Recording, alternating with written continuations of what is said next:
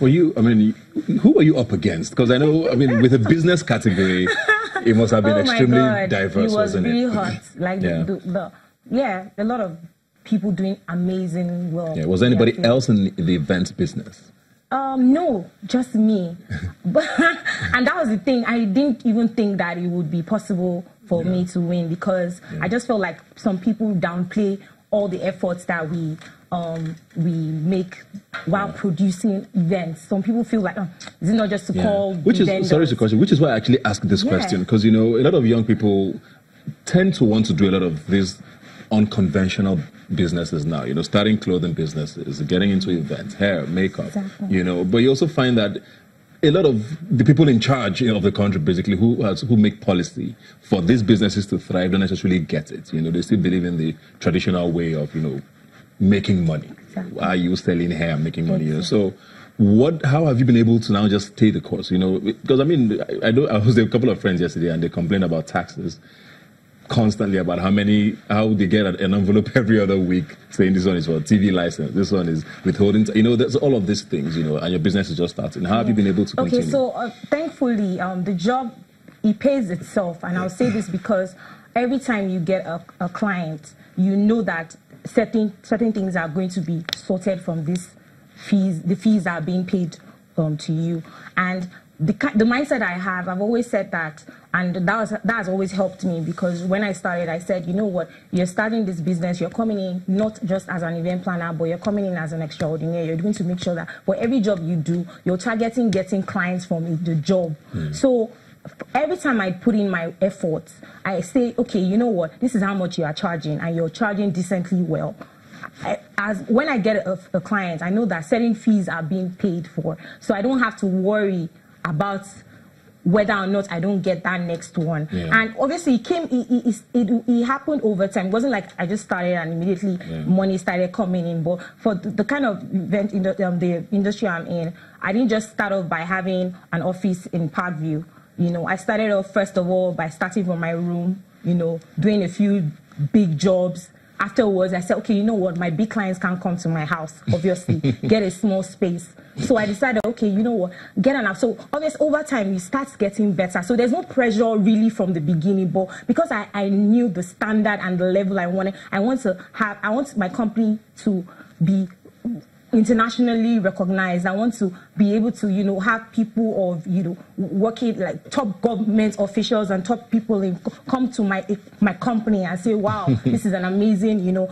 So because I have that in my head, I treat my business like a brand, and I'm ensuring that for every job I do, I am selling myself so that the money keeps coming in. So I will not necessarily have that problem unless my standard drops, and that is why every day you make sure that you train your team. Every day you make sure you get better, you challenge yourself, so you're not bringing out the same set of things that the next person coming below you can do. So every day you're challenging your business, you're making sure, oh, what can I do next that'll be more interesting, that'll attract the next person and all that. So yes, it's been able to pay the bills.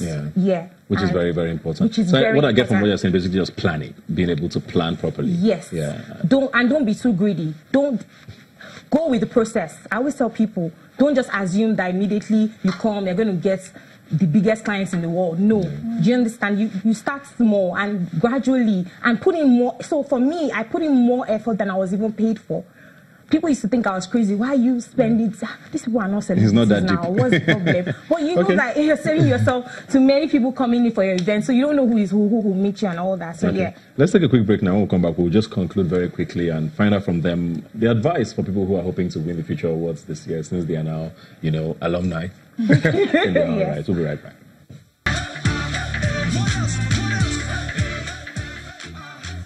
All right, welcome back. We're just going to quickly conclude our conversation here with our two Future Awards Africa winners from 2017, Bisola of Trendy B and Bisola of Lady Biba. So very quickly now, I mean, the awards are coming up on the 15th of December this year, so keep that date locked. For people who are hopefully going to be nominated and win, advice.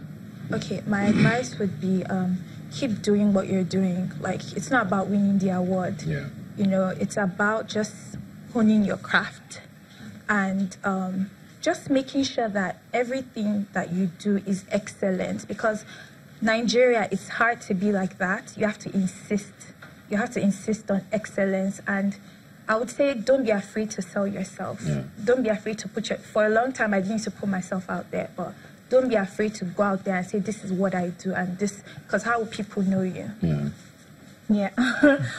Okay, so for me, I've always been the only, I've always cheered myself, even right from when I only did one event. So I've always called myself the event planner extraordinaire when it was even one job I did.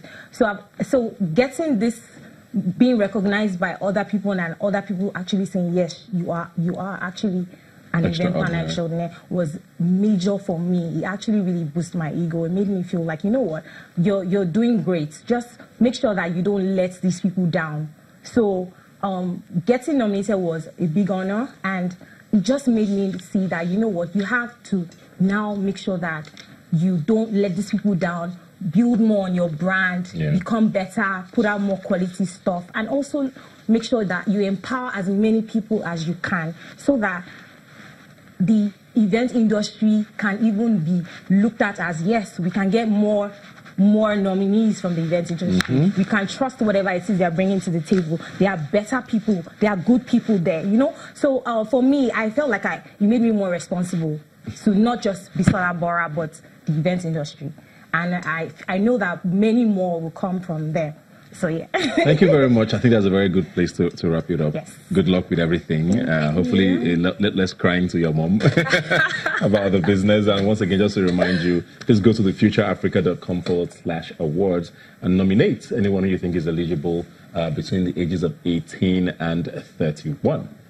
All right? Thanks a lot for being here today. We'll take a break now and come back with some entertainment.